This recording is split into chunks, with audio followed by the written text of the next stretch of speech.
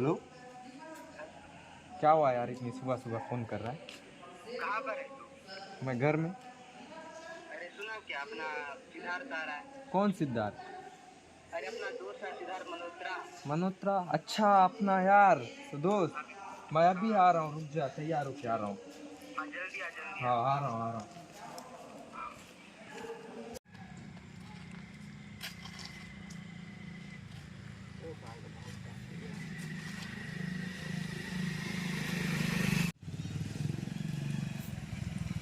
अरे यार कितना लेट किया, क्या कर रहा था? अरे यार, तैयार हो रहा था। चल चल जल्दी चल जल्दी चल।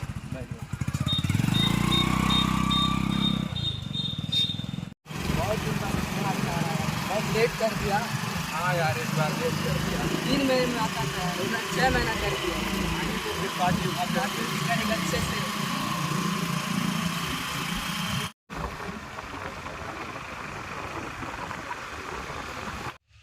इतना लेट कर यार, कब आएगा? बहुत टाइम लगा रहा है। क्या पता यार, कब से खड़े हैं यहाँ पर। यही तो, फोन करके देखना। रुक जा, करता हूँ मैं फोन।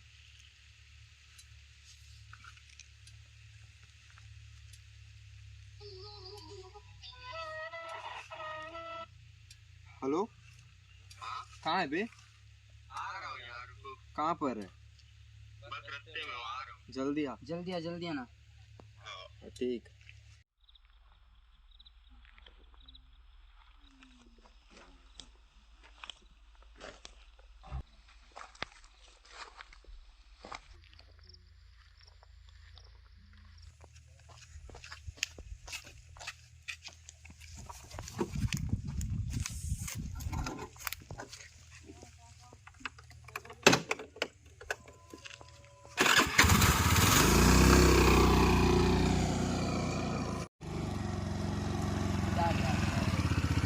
हाँ सिद्धार्थ, कैसे है? सिद्धार्थ सब बढ़िया? बढ़िया यार। और मनोज? हाँ सब ठीक है। और तू कैसा है? सुरेश हाँ, तू कैसा है? ठीक हूँ। तो तेरा जॉब उब का क्या है अभी? बहुत बढ़िया। तुम लोग बताओ। हम लोग घूम रहे हैं, जिंदगी झंड है। क्या यार, तुम लोग भी सेटल हो जाओ लाइफ में। हाँ सोच तो रहे हैं। सोचोगे क्या? करो। तेरे पास कुछ है तो दे दे, हम बताता हूँ। ये सब बातें बाद में करते हैं। ये देखो लाया हूँ, चलो बैठते हैं। चलो। क्या है? चलो चलो चलो, चलते हैं, बैठते हैं। चलो यार, इधर बहुत अच्छी जगह है, इधर जाते हैं। तो कल क्रिकेट खेले, इतना पैसा आ गया। हाँ यार बहुत आ रहे। हम लोग यार पूरा वही पैसा मत चला करो। गया उसमें। पैसा वैसा उड़ाते रहो, कमाना तो है नहीं। क्या करें, मौज के लिए कर लेते हैं। मौज। तो यार हम लोग आखिरकार पहुंच गए। अरे वाह, क्या बढ़िया जगह यार। मस्त जगह लाया। चलो बैठ।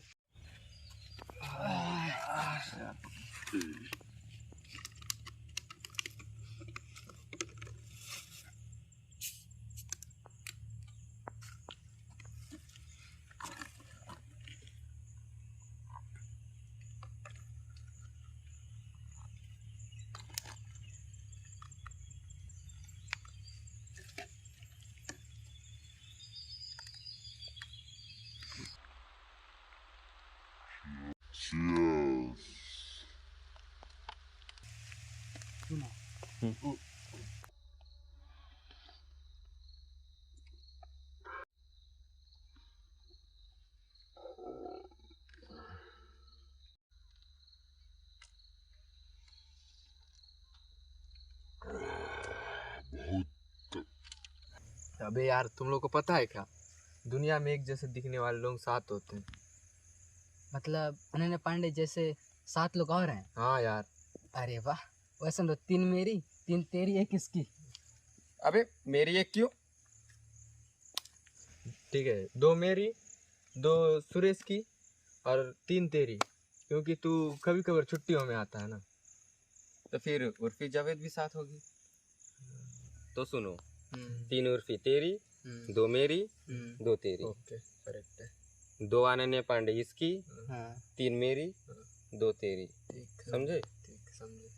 तो फिर बाकी हीरोइन भी साथ साथ होंगे? तो फिर सनी लियोनी भी होगी, तो उसको भी बांटते हैं। तो सबको बांटेंगे। चलो। सुनो, जब दो अमशक्ल वाले साथ में मिलते हैं ना तो एक जो मर जाता है। एक उर्फी मेरे पास, तुम्हारे पास भी है, तुम्हारे पास भी है। आनंद पांडे मेरे पास भी है, तुम्हारे पास भी है, तुम्हारे पास भी है। सनी भी हम तीनों के पास है। जब मैं सनी को लेके आऊँगा तब ये उर्फी को लेके आएगा और तू अनन्या पांडे को लेके। जब मैं अनन्या पांडे को लेके आऊँगा तब तू उर्फी को लेके आएगा और तू सनी को लेके आएगा। ठीक है? हाँ। तो इसका मतलब हमारे बाप भी साथ है क्या? अरे यार, तो छोड़ो यार, 7 लोग वाला प्लान कैंसिल, छोड़ दो उसको। तो फिर अपन क्या करेंगे?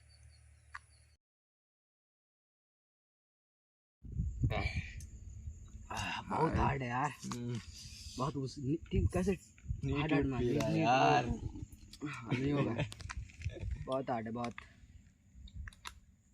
नहीं यार, कुछ तो करना है लाइफ में। अरे छोड़ना यार, वो कल का बात था। नहीं यार, कुछ तो करना है।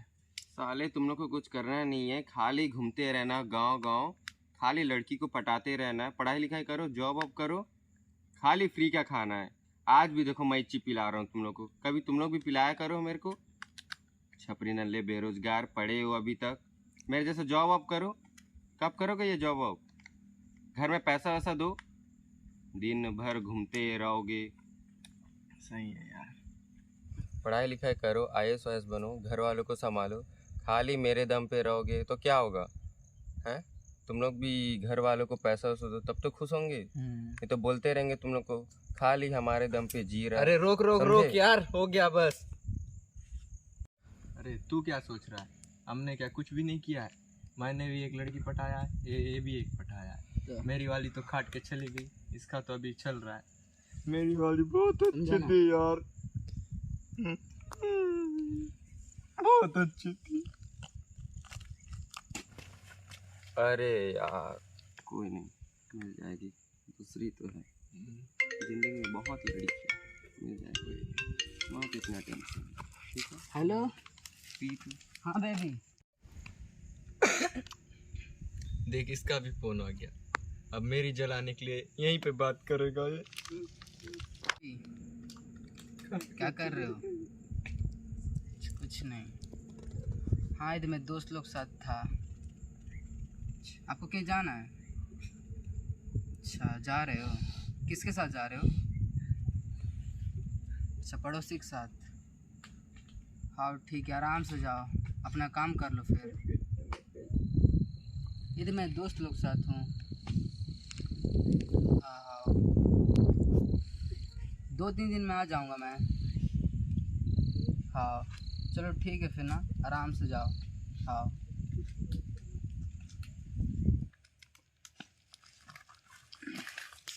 और हो गई भाभी जी से बात? हाँ हो गया। हमारे बारे में बताया कर यार कभी भाभी जी हाँ, को। अभी 2-4 दिन में जाऊँगा, फिर बताऊँगा ना। क्या बोल रहे थे भाभी जी? अरे कुछ नहीं, कहीं जा रहे थे। किसके साथ? अरे उनका पड़ोसी है, कोई भाई है, उनके साथ जा रहे थे।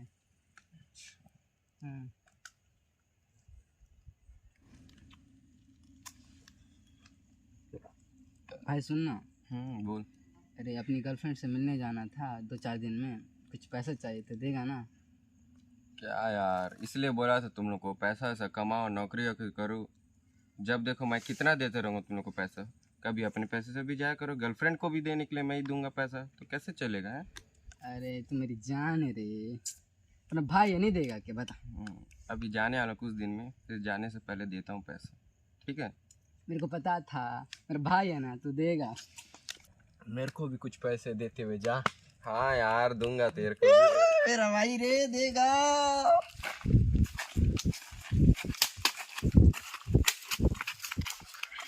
भाई जा रहा है, फिर कब आएगा भाई? तू भी भाभी से अच्छा से मिलना। चल तेरे को घर में पैसा देता हूँ, तेरे को भी देता हूँ। चल भाई। जा रहा है, भाई जा रहा है। अच्छे से जाना, ट्रैफिक पुलिस वाले पकड़ लेंगे तेरे को, सांप तो छबा लेना चबा के रास्ते जाना। में। ठीक। तभी पता नहीं चलेगा। हाँ, तुम लोग भी काम धाम ढूंढो यार, पैसा वैसा कमाओ, जॉब वॉब करो। घर वालों को कितना बोझ बन के बैठे हैं। ठीक है, अच्छे से रहना, ठीक है, आराम से जाना आराम भाई। से जाना भाई।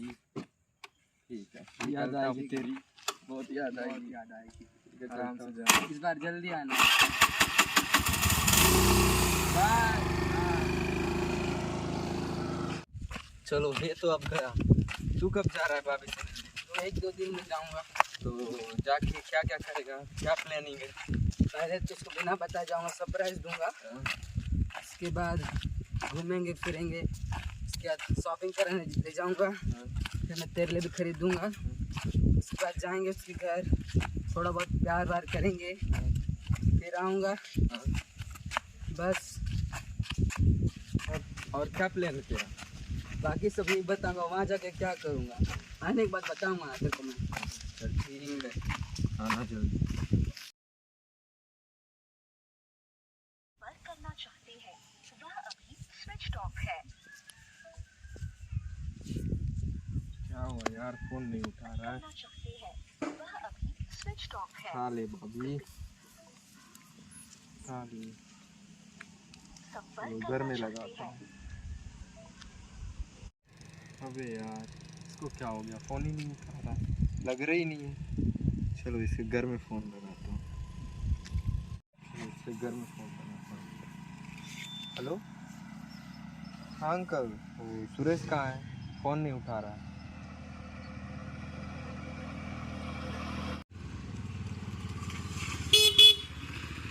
अंकल, ओ अंकल,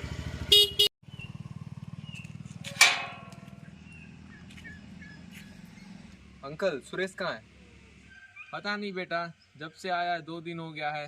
रात को रूम बंद करके रहता है, बस खाना खाने के लिए निकलता है और दिन में कहीं चले जाता है, फिर आएगा रात को रूम बंद करके सो जाएगा। पता नहीं क्या हो गया है उसको, अभी पता नहीं कहाँ गया है। ठीक है अंकल, मैं ढूंढता हूँ वो कहाँ है। ठीक है बेटा, मिलेगा तो उसको समझा के घर भेज देना।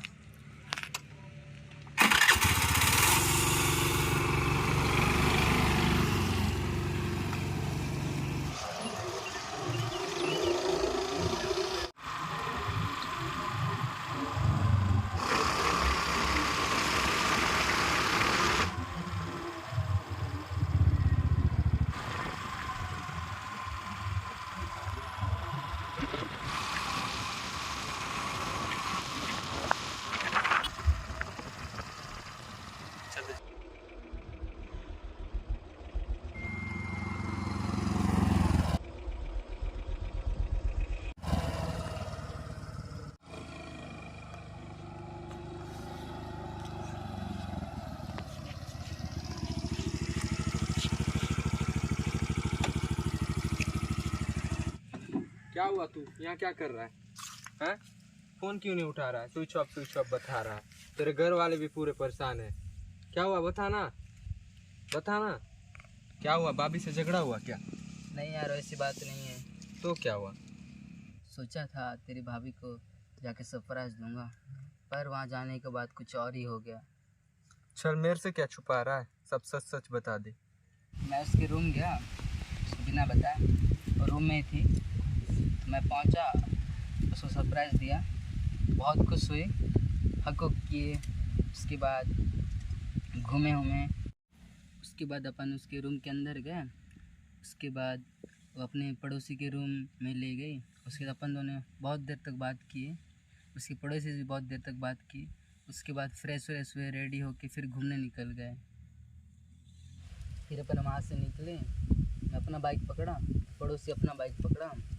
फिर मैं सोचा मेरी बंदी मेरे में बाइक में आके बैठेगी, नहीं, फिर वो पड़ोसी के बाइक में जाके बैठी। तो यार बहुत दुख हुआ यार। फिर अपन रेस्टोरेंट गए, वहाँ पे खाना ऑर्डर किए। उसके बाद मैं सोचा मेरी बंदी मेरे साथ बैठेगी, नहीं, लेकिन पर वो उसके साथ बैठी और दोनों ही बात कर रहे, मेरे से बात ही नहीं कर रहे। मेरे को बहुत गुस्सा आ रहा था। फिर मैं सोचा दोनों कैजुअली फ्रेंड होंगे इसलिए बात उत कर रहे हैं, लेकिन मैं इग्नोर कर रहा था वो चीज़ देख देख के। फिर मैं वहाँ से उठ गया, पेमेंट किया और रेस्टोरेंट के बाहर आ गया। मैं जैसे मैं बाहर आया तो मेरी बंदी समझ गई कि मैं जेलस फील कर रहा हूँ, गुस्सा हो रहा हूँ। तो फिर वो पड़ोसी को भेज दी। फिर अपन दोनों बहुत घूमे फिर शॉपिंग किए। उसके बाद फिर रिटर्न शाम हो गया था तो फिर रिटर्न रूम चले गए। तो तुम लोग शॉपिंग किए, मेरे लिए कुछ लिया भी कि नहीं, कि मेरे को तुम लोग भूल गए? नहीं यार, तेरे को कैसे भूल सकता हूँ। अरे शॉपिंग वॉपिंग किए, फिर रेस्टोरेंट गए थे, वहाँ पे कुछ खर्चा हुआ, फिर कुछ पैसा बचा था, मैं तेरे लिए वॉच लाया हूँ मैं। देख वॉच तेरे बढ़िया है लिए। भाई। चल मेरे लिए तो वॉच मिल गया, मैं टाइम देख रहा हूँ, तेरा स्टोरी कंटिन्यू कर। फिर अपन रूम पहुँचे। उसके बाद मैं पड़ोसी के रूम गया, क्योंकि घर मालिक देख लेता तो फिर डांटता करके मैं उसके घर में रुका। फिर जैसे ही शाम हुआ तो मैं अपनी गर्लफ्रेंड के रूम आया। उसके बाद अपन खाना ना खाए, फिर मैं और मेरी गर्लफ्रेंड साथ में सोए, बाकी उसके रूममेट वाले हम लोग दूसरे रूम में सोए। फिर मेरा आधा रात में नींद खुला, फिर मेरे बाजू में देखा तो मेरी बंदी सोई नहीं थी, तो आजू बाजू देखा नहीं थी। फिर दूसरे रूम में भी जाकर देखा, उन लोग फ्रेंड्स था, वहाँ पे भी नहीं सोई थी। फिर मैं बाहर देखा तो गेट खुला था। फिर गेट के पास गया तो देखा पड़ोसी और वो दोनों बात कर रहे थे। मेरे को बहुत गुस्सा आया। फिर मैं अंदर आया। उसके बाद वेट कर रहा, अभी आएगी, थोड़ी देर में आएगी, 10 से 15 मिनट आ ही नहीं रही थी। उसके बाद दोनों उठे, मैं सोचा फिर अंदर आएगी रूम, लेकिन नहीं, वो उसके रूम चली गई और अंदर से गेट बंद कर ली। फिर मैं बाहर निकला और कॉल किया, कहाँ पे हो पूछा तो बोलती बाहर में, जबकि मैं खुद बाहर में था। और फिर मैं बोला मैं तो खुद बाहर में हूँ, तो बोलती नहीं मैं पड़ोसी के रूम में हूँ। फिर मैं समझ गया था कि मेरे पीठ पीछे खेल रही है करके। फिर मैं अंदर आके सो गया। फिर वो कुछ आधा घंटे के बाद आई और मेरे पास में सोई। फिर मैं उससे दूर होके सो गया। इतनी गेमनर भाभी थी क्या हमारी, चुड़ैल कहीं की, डायन कहीं की, तो उसको कुछ किया नहीं क्या, मारा उरा नहीं क्या? चलो तो बताता हूँ। क्या करता यार, ऐसी वो लड़की थी, उसकी चॉइस थी। अपन ऐसे नल्ले बेरोजगार साल में 1-2 बार चले जाते थे, ऐसे इसलिए कुछ खर्चा नहीं कर रहे। और वो उसका रूममेट था बाजू वाला, उसके साथ रहता था, उसको खर्चा करता था, तो बस ले आ गया मैं, ऐसे कुछ नहीं किया। तो भी यार इतना प्यार किया था तू उसको, तू ऐसे कैसे आ गया? तेरा भाई ऐसे ही आएगा, सुबह सुबह 2 झापड़ मार के आया हूँ ना उसको। अपना सिद्धार्थ सही बोलता था यार कि कमाने धमाने में ध्यान देना चाहिए अपन को। कमाए उमाए रहते तो अपने साथ ऐसा नहीं होता, अपन कोई बंदी छोड़ के नहीं जाती। आओ यार, हम लोग को कुछ करना चाहिए। पर अपन करेंगे क्या? तो आज से हम पढ़ेंगे, खूब मेहनत करेंगे और सरकारी जॉब पाएंगे और लाइफ में सक्सेस हो जाएंगे। तो क्या बोलता है? और ठीक है ना, बहुत मेहनत करेंगे भाई, खूब बहुत- मेहनत करेंगे, सक्सेस तो हो के ही रहेंगे। सक्सेस कैसे का अपन को होना ही चाहिए, होना ही है। कुछ भी हो जाए Rich अपन man हार बनना। नहीं मानना। अब हाँ। कैसी भी सरकारी नौकरी अपन हाँ, पाएंगे नहीं है। हाँ। ईश्वर सत्य को देखता है परंतु प्रतीक्षा करता है। व्लादिमीर शहर में विश्वास और शोषण। उसकी बीवी ने कहा कि उसने एक को देखता है परंतु प्रतीक्षा करता है। व्लादिमीर शहर में इवान ऑक्सीजन नामक एक व्यापारी रहता प्रार्थना पत्र जार के पास भेजा था, परंतु उसने क्यों पढ़ नहीं पा रहा हूँ। था। उसकी स्वयं की 2 दुकानें एवं एक मकान था। ऑक्सीजन एवं सुंदर गोरा और गोगरू। क्या करूँ, क्यों मन नहीं लग रहा है मेरा पढ़ने में, क्यों पढ़ नहीं पा रहा हूँ। वाला मजाकिया और गने का प्रेमी व्यक्ति था। जब वह नहीं उठता तब मद्यपान करता था और ज़्यादा पी लेने। मैं पढ़ सकता हूँ, पढ़ सकता हूँ, मेरे को पढ़ना है कैसे भी हो जाता था, लेकिन शादी के बाद उसने मद्यपान लगभग त्याग दिया। कभी कभी कब्र लेता था। मैं पढ़ूंगा, मैं पढ़ूंगा, मैं पढ़ूंगा, मैं कर सकता हूँ। ग्रीष्म के समय चिजनी मेले में जा रहा था और जब उसने अपने परिवार से विदा ले लिया तब उसकी पत्नी ने उससे कहा, इवान अब तुम भी मुझ पर शक करती हो।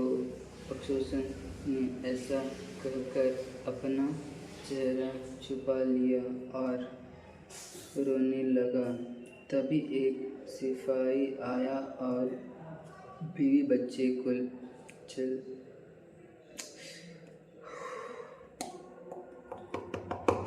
मैं पढ़ सकता हूँ मैं पढ़ सकता हूँ।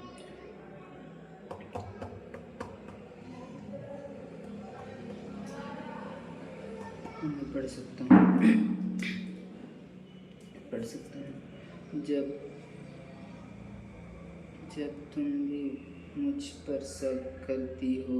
अफसोसन ने ऐसा कहकर अपना चेहरा छुपा लिया और रोने लगा। तभी एक सिपाही आया और बीवी बच्चों को चले जाने के लिए कहा। अफसोसन ने आखिरी बार अपने परिवार से विदा ली।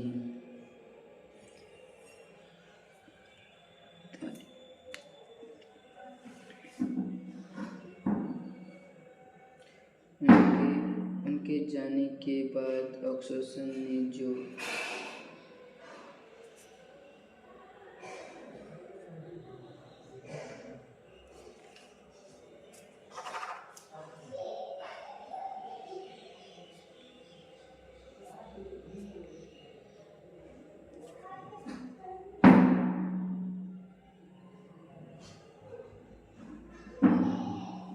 जाने के बाद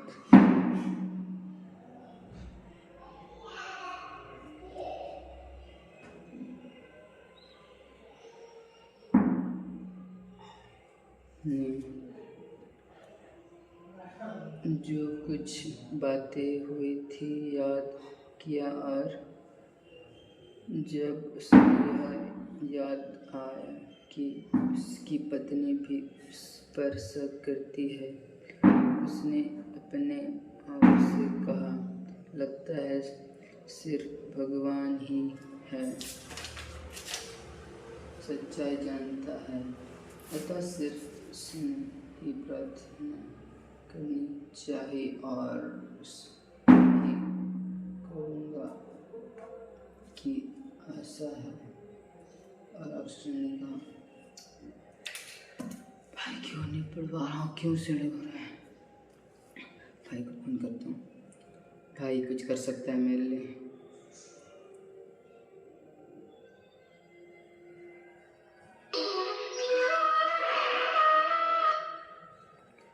हेलो, हाँ भाई मेरे से नहीं हो रहा है, मैं पढ़ नहीं पा रहा हूँ, मेरे को उसकी बहुत याद आ रही है।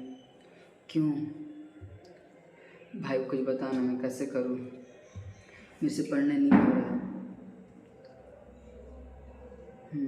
कोशिश कर रहा हूँ यार। हाँ, मैं पढ़ूँगा। हाँ,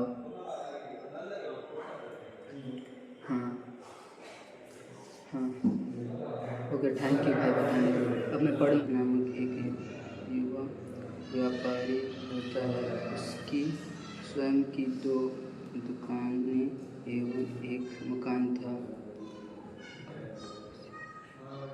उसमें एक सुंदर गोरा और धुंधल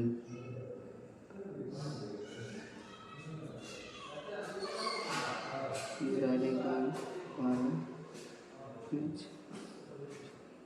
और गाने का प्रेमी व्यक्ति था। जब वह युक्त था तब पान करता था और ज़्यादा पी लेने पर अस्थिर भी हो जाता था, लेकिन शादी के बाद उसने खानपान लगभग त्याग कर लिया था। कभी कभार लेता था। एक बार ग्रीष्म के समय नीचे मेल में जा रहा था और जब उसने अपने परिवार से विदा ली तब उसकी पत्नी ने उससे कहा, वान, आज यात्रा मत करो, मैं आपके बारे में एक बुरा सपना देखा है।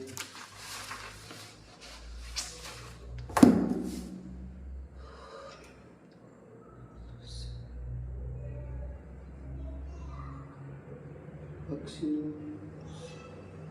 सर पर आ गया, तुम डरती हो कहीं मेरे में जाकर मस्ती करूँगा और पैसा बेकार खर्च करूँगा।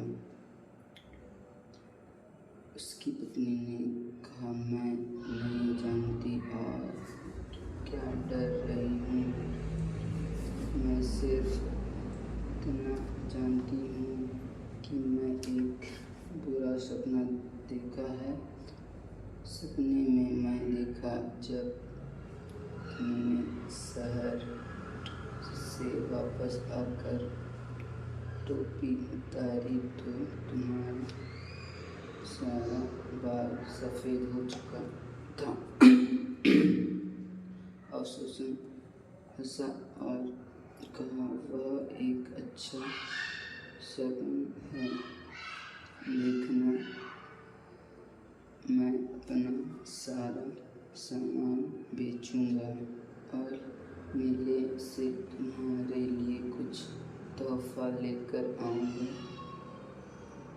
उसने अपने परिवार से विदाई ली और चल पड़ा।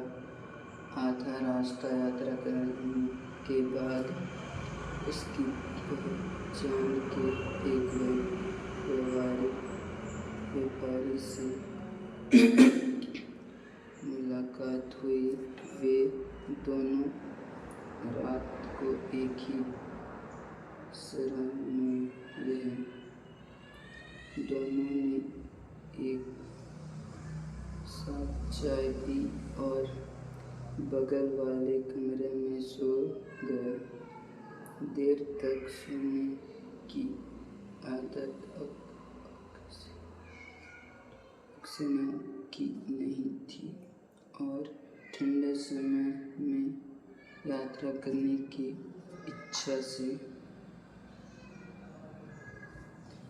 उसने अपने ड्राइवर को सुबह से पहले उठाया और घोड़ों को गाड़ी में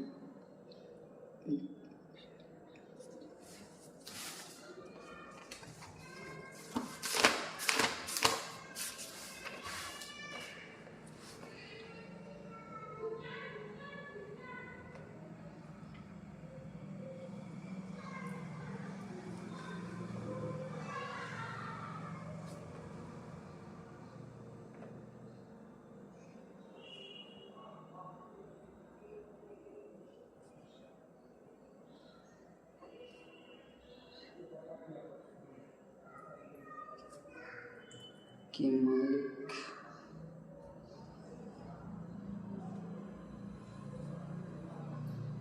सराय के मालिक के पास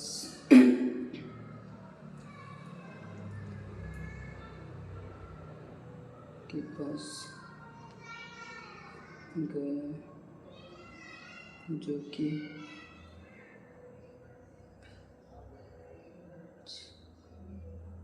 वाड़े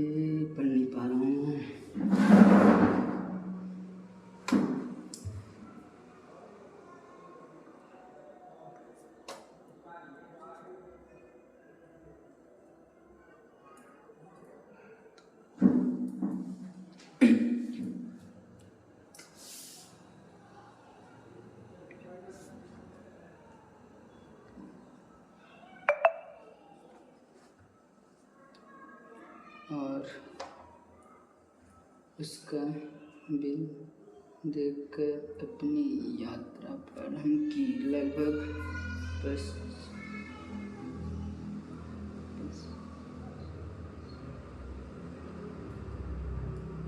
25 मील जाने के बाद उसने घोड़ों को खिलाने के लिए रोका।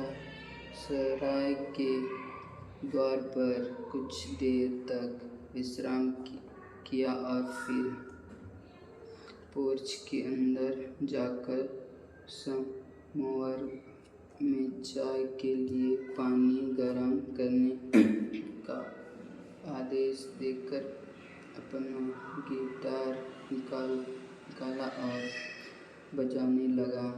अचानक एक 3 घोड़े वाली गाड़ी खड़ की आवाज़ के साथ आकर रुकी और उसमें से एक अधिकारी और 2 सिपाही उतरे। वह अफसर से फोन के पास जाकर उससे पूछने लगा वह कौन है और कहाँ से आया। अक्सेनोव ने जवाब दिया और कहा, क्या आप मेरे साथ चाय नहीं पिएंगे? लेकिन अधिकारी उससे इधर उधर से पूछताछ गया।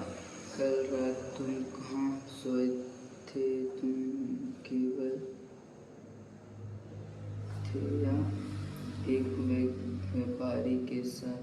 उस व्यापारी को सुबह देखा था क्या? सुबह होने से पहले तुमने वह सराय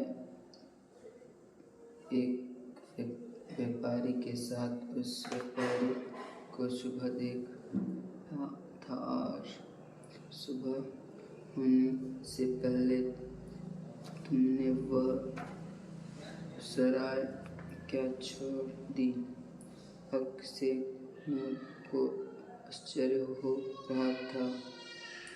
उसने ये सारे प्रश्न क्यों किए जा रहे हैं, लेकिन उसने जो कुछ हुआ था सब बताया और पूछा, आप मुझसे ऐसे सवाल क्यों कर रहे हैं जैसे कि मैं कोई चोर या डाकू हूँ? मैं अपने व्यापार के काम से यात्रा कर रहा हूँ।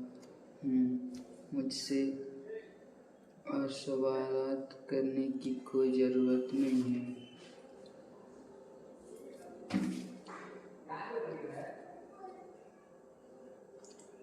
वे घर के अंदर गए।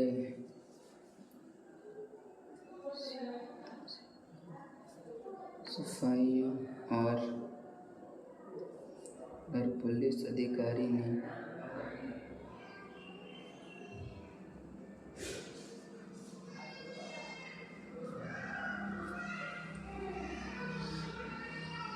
अक्सेनोव का सामान खोला।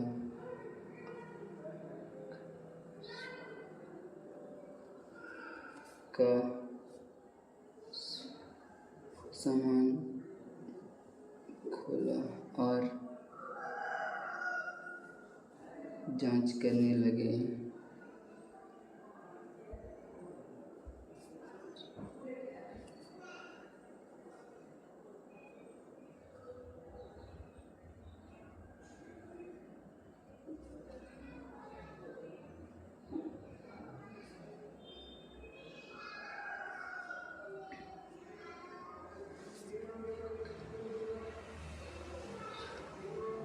एक झोले में से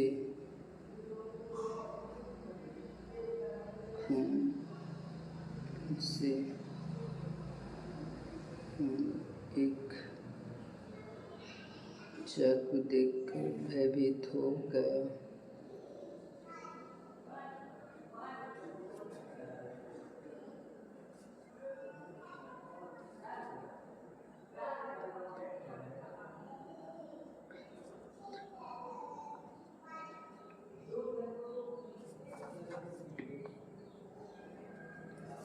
इस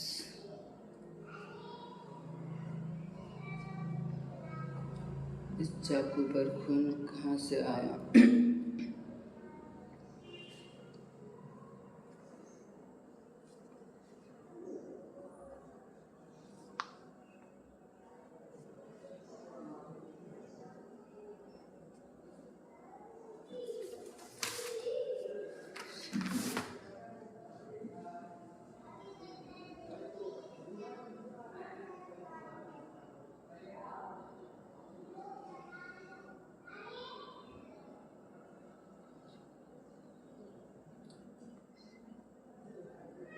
अक्सनेव ने जवाब देने की कोशिश की, परंतु उसके मुंह से एक भी शब्द नहीं निकला। वह कांपते हुए कहा, मैं नहीं जानता, मेरा नहीं है।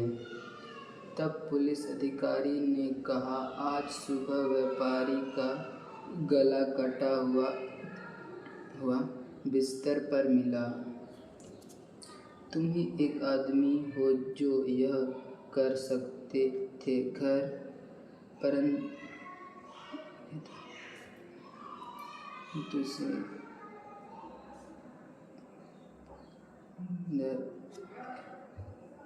थाया वहाँ पर और कोई नहीं था। हमारे छोले से यह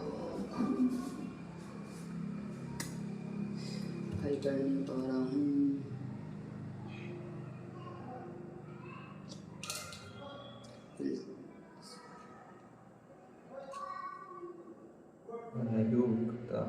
तब मद्यपान करता था और ज़्यादा पी लेने पर असभ्य भी हो जाता था, लेकिन शादी के बाद उसने मद्यपान लगभग त्याग दिया। कभी कभी खबर लेता था।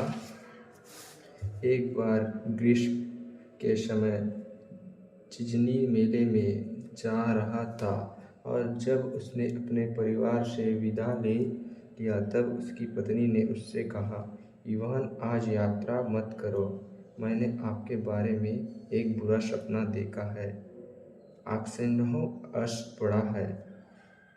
कहाँ तुम डरती हो? कहीं मैं मेले में जाकर मस्ती करूँगा और पैसा बेकार खर्च करूँगा।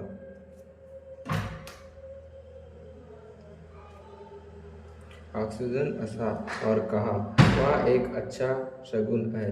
देख, मैं अपना सारा सामान बेचने के और मेले से तुरंत लिए कुछ तोहफा लेकर आऊँगा।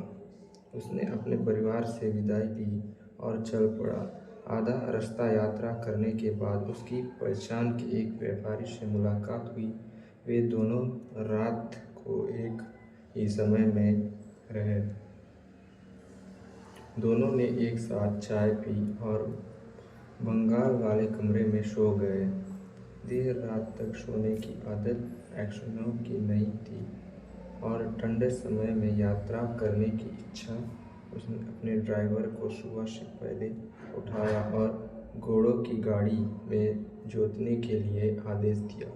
फिर वह सराय के मालिक के पास गया, जो कि पिछवाड़े की कुटिया में रहता था, और उसका बिल देकर अपनी यात्रा प्रारंभ किया।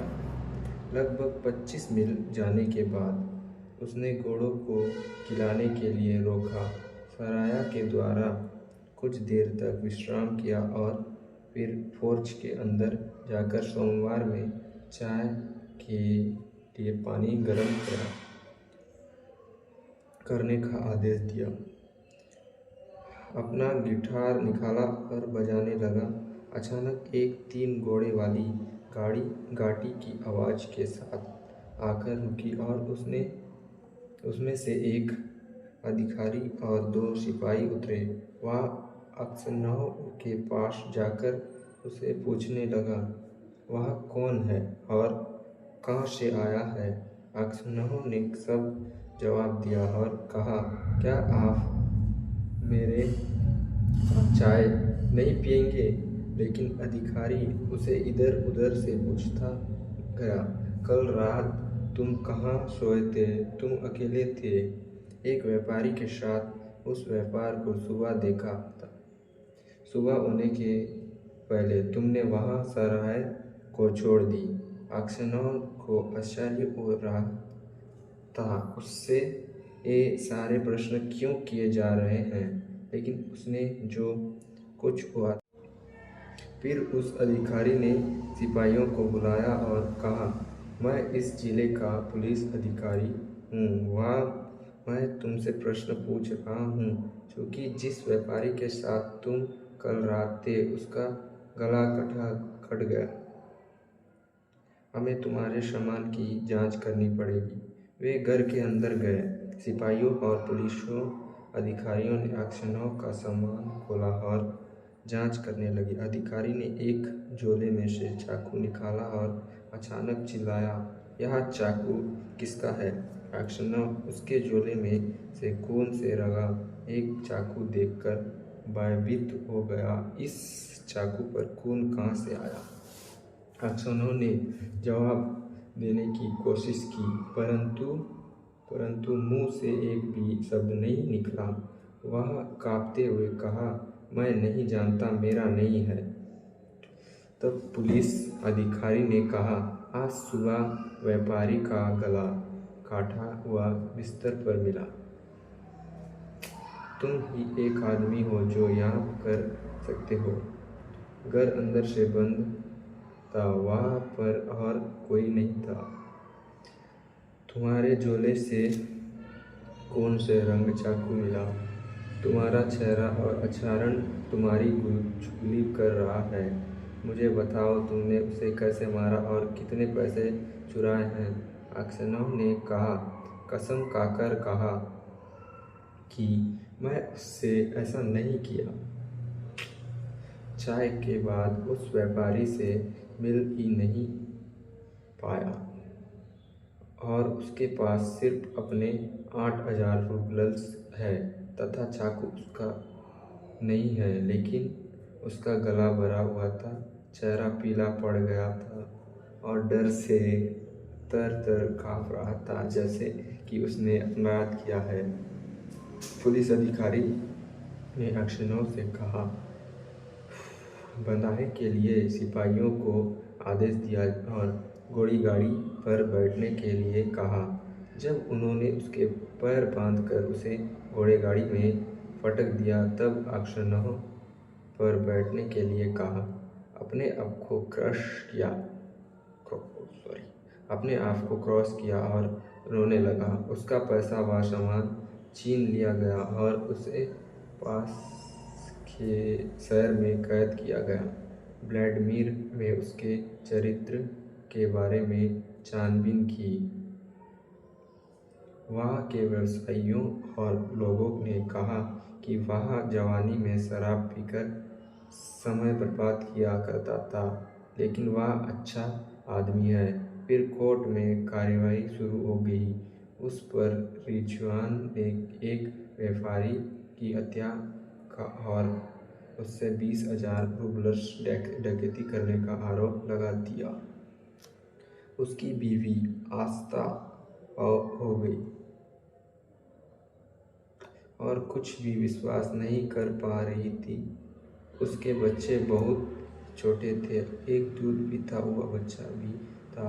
सारे बच्चों को लेकर वह उस शहर में गई जहाँ उसका पति कैद किया गया था। पहले उसे मिलने के लिए मना किया गया था, परंतु उसकी बार बार मिन्नत करने पर अधिकारियों से अनुमति मिल गई और पति के पास पहुंचाया गया। जब उसने अपने अब तुम भी मुझ पर शक करती हो। अक्सनौर ने ऐसा कहकर अपना चेहरा छुपा लिया और रोने लगा। तभी एक सिपाही आया और बीवी बच्चों को चले जाने के लिए कहा। अक्सनौर ने आखिरी बार अपने परिवार से विदा ली। उनके जाने के बाद अक्सनौर ने जो कुछ बातें हुई थी याद किया और जब उसे यह याद आया कि उसकी पत्नी भी उस पर शक करती है, उसने अपने आप से कहा, लगता है सिर्फ भगवान ही सच्चाई जानता है। सिर्फ उसने ही प्रार्थना करनी चाहिए और उनसे ही करुणा की आशा की सकती है। और अक्षनव ने कोई भी प्रार्थना पत्र नहीं लिखा। वह निराश हो गया, केवल ईश्वर से प्रार्थना करने लगा। अक्षनव को कोड़े से पीटने का आदेश दिया गया और खान में भेजे जाने का आदेश मिला। उसे चाबुक से पीटा गया। वह कोड़े से बने गांव अच्छे हो जाने के बाद अन्य कैदियों के साथ साइबेरिया भेज दिया गया। 26 साल तक अक्सनोव एक कैदी की तरह साइबेरिया में रहा। उसके बाल बर्फ जैसे सफ़ेद हो गए और दाढ़ी लंबी, पतली और भूरी हो गई। उसकी सारी खुशी खत्म हो गई। बात छूट गया था। अब उसकी चाल धीमी हो गई। बहुत कम बात करता था और कभी हंसता नहीं था, क्योंकि समय तक भगवान से प्रार्थना करता था। कैद में अक्षनोव जूते बनाना सीख गया। वह कुछ पैसे कमाता था जिससे वह सांतों की जीवन खरीदा। जब पर्याप्त आलोक बंदीशाला में हुआ करता था, वह इन किताबों को पढ़कर करता, इसलिए चर्च के गाने वाले को साथ गाता भी था।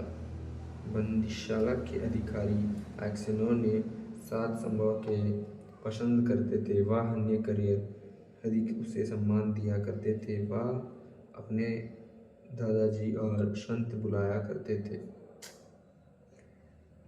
बंदीशाला के अधिकारियों को कोई भी ज्ञापन देना चाहते थे, अक्सनोव को अपना वक्त बनाते, और जब कैदियों के बीच कोई झगड़ा होता था, वे उसके आस पास समाधान करने आते थे।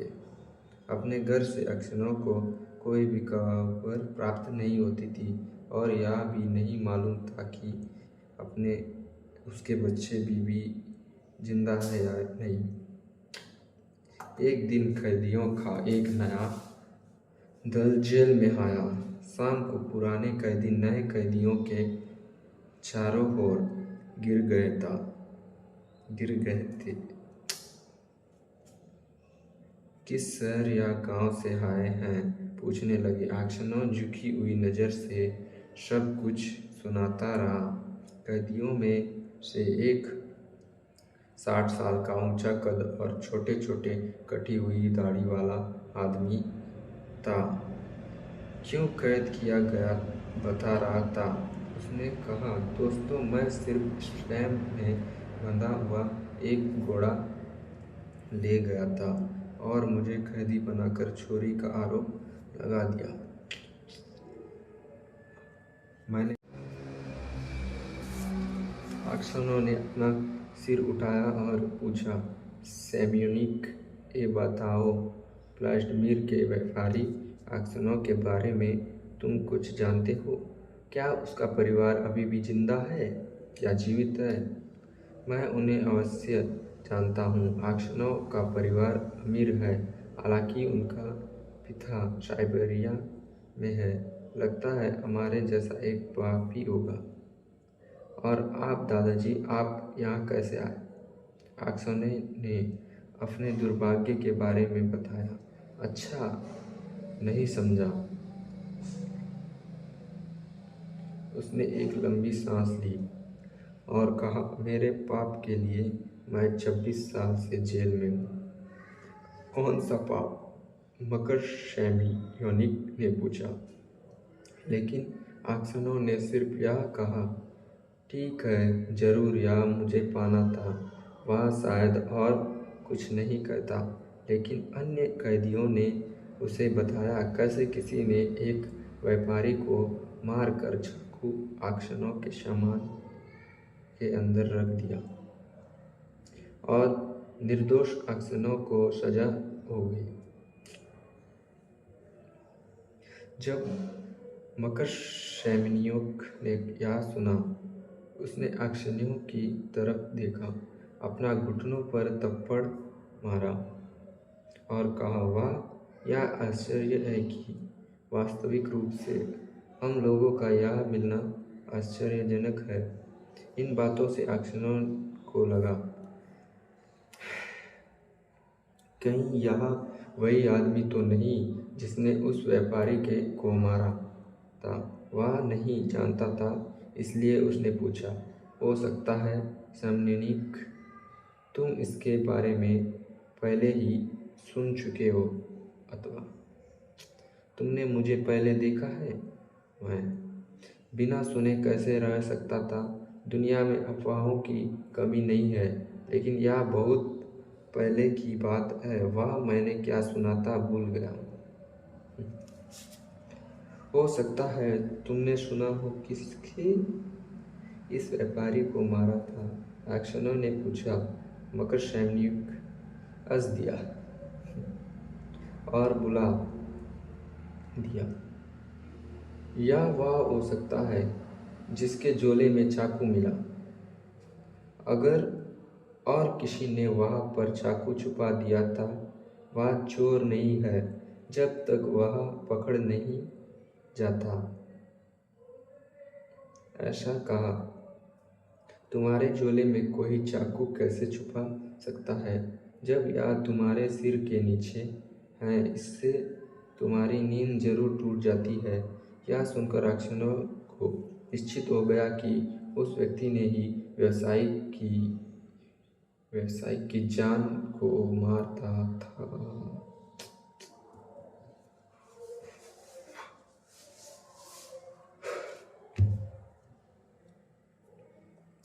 आखिरी बार अपनी पत्नी से बिछड़ते वक्त उसका चेहरा उसके सामने था। उसे लगा जैसे वह उसके पास है। फिर अपने छोटे छोटे बच्चे भी उसे याद आए। एक छोटा सा कुत्ता था, पहना हुआ था, और दूसरा मम्मी से दूध पी रहा था। फिर अपनी जवानों में कितना चिंता मुक्त था। अपने मन की आंखों से उसने देखा का और कैसे उसे चंबुक से पीटा।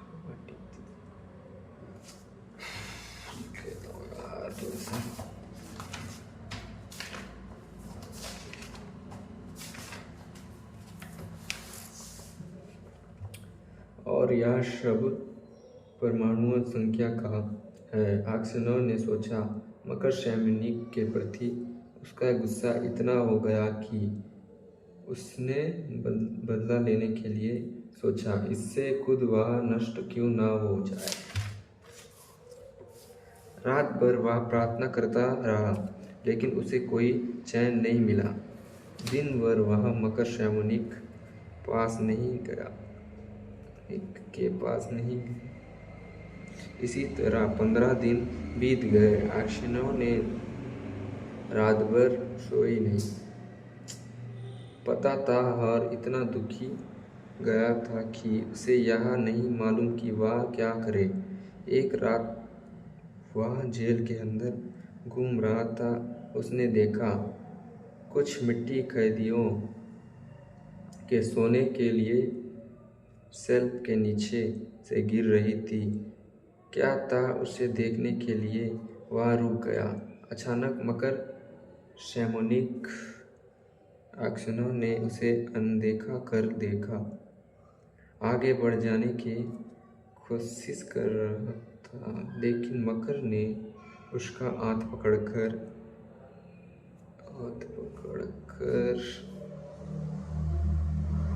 जब कैदियों को काम के लिए ले जाता था, बूढ़े तुम चुप रहो और तुम भी हमारे साथ बाहर निकल जाओगे। अगर तुमने मुंह खोला तो चाबुक से पीट पीट कर मेरी जान ले लो, लेकिन उससे पहले मैं तुम्हें मार डालूंगा। अक्षनों ने अपने दुश्मन की ओर देखकर गुस्से से कांपने लगा। उसने अपना हाथ छुड़ा लिया। वह कहा, मेरा भाग जाने का कारण और तुम्हें मुझे मारने की कोई ज़रूरत नहीं है, क्योंकि तुम बहुत पहले से मुझे मार चुके हो। रही तुम्हारे कारखाने की बात, वह बताया या नहीं बताया? भगवान के निर्देश पर है। दूसरे दिन जब कैदियों को काम के लिए ले जाया गया, साफियों ने देखा किसी कैदी ने अपने जूते से कुछ मिट्टी निकालकर बाहर फैंसी जल की जांच की गई और सुरंग का पतंग लगाया गया।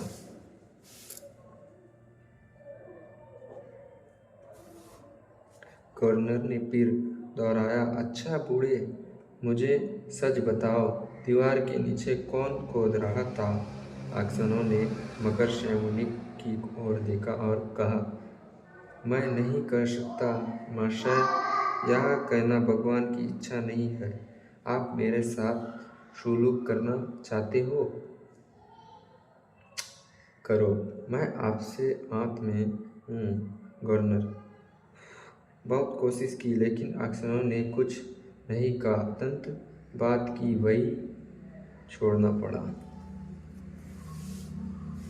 उसी रात अक्सनों ने अपने बिस्तर पर अक्सनों ने पूछा, अब मुझसे क्या चाहते हो या क्यों आए हो? मकर शैमुनिक चुपचाप था। अक्सनों उठ गया और कहा, तुम क्या चाहते हो? चले जाओ वरना मैं गार्ड को बुलाऊंगा। मकर शैमुनिक अक्सनों के सामने झुक गया और चुपके से कहा, युवान डिमेट्रिक, मुझे माफ कर दो। किस लिए? अक्सनों ने पूछा, वह मैं ही था जिसने व्यापारी को मारा था और चाकू तुम्हारे सामान के अंदर छुपा दिया था। मैं तुम्हें भी मारना चाहता था, लेकिन बाहर से कोई आवाज़ आई, इसलिए चाकू तुम्हारे सामान के अंदर छुपाकर मैं खिड़की से भाग गया। अक्सनों ने चुप रहा। वह यह सोच रहा था कि क्या कहे। मकर शैमुनिक बिस्तर से खिसका जा रहा था, जमीन पर घुटने के बल बैठ गया और बोला, मुझे क्षमा कर दो, भगवान के लिए मुझे माफ़ कर दो। मैं व्यापारी की हत्या करने का अपराध कबूल करता हूँ। तुम स्वतंत्र हो जाओगे और अपने घर जा सकते हो। मकर शैमुनिक उठा, नहीं, जमीन पर ही माथा पीटता रहता था और कहता रहता था, इवान डेमेट्रिक, मुझे माफ़ कर दो। जब उन्होंने मुझे चमड़े के चाबुक से पीटा था, वह सहना आसान नहीं था, लेकिन तुम्हें देखकर मुझे सहन शक्ति आ गई। तुमने मुझे और मुझ पर दया की और कुछ नहीं बताया। यीशु मसीह के नाम से मुझे माफ़ कर दो। मैं इतना नीच हूँ। और वह रोने लगा। उसके रोने की आवाज़ सुनकर अक्सनों भी रो पड़ा। उसने कहा, भगवान तुम्हें माफ़ करेंगे और हो सकता है मैं तुमसे 1000 गुना बुरा हूँ। इन शब्दों से उसका दिल हल्का हो गया। वह घर के लिए उसका आकर्षण नहीं हो रहा। जेल छोड़कर जाने की कोई इच्छा उसको नहीं हो रही। वह सिर्फ जीवन की आखिरी घड़ी की प्रतीक्षा करता रहा। अक्सनों की बात के बावजूद मकर शैमुनिक ने अपना अपराध मान लिया। जब जेल से रिहा होने का आदेश आया, अक्सनों मर चुका था।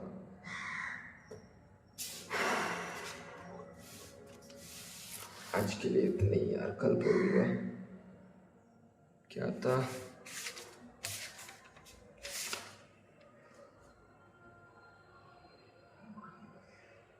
ईश्वर सत्य को देखता है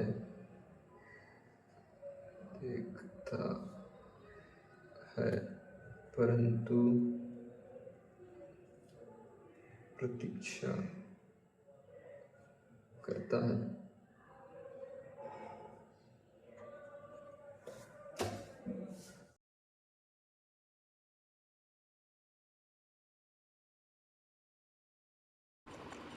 हे गाइस, तो आई होप कि आप लोग को ये वीडियो अच्छा लगा होगा। और इस वीडियो में कोई बैकग्राउंड म्यूज़िक नहीं था, तो हमने कुछ अलग ही ट्राई किया था। तो आई होप कि आप लोग को ये स्टोरी अच्छा लगा होगा। तो स्टोरी अच्छा लगा तो लाइक करो और चैनल को सब्सक्राइब करो और इस चैनल को सपोर्ट ज़रूर करना, ताकि हम इस वीडियो को कंटिन्यू करेंगे और बहुत ही अच्छे तरीके से बनाने की कोशिश करेंगे। मिलते हैं नेक्स्ट वीडियो पे।